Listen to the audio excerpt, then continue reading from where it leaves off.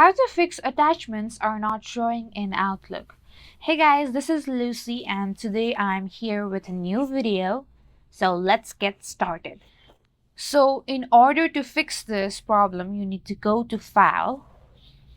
Here in the bottom left corner, there's an option called Options.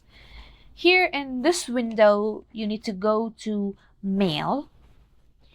And after that, go to the first option.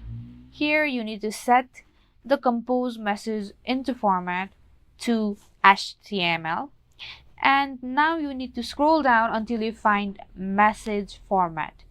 Here you need to set it into convert to HTML format, then click on OK. So after this, you need to restart your application and your problem should be fixed. Thank you guys for watching. Like and subscribe for more tutorials. Hope this video helped. Meet you guys in the next video.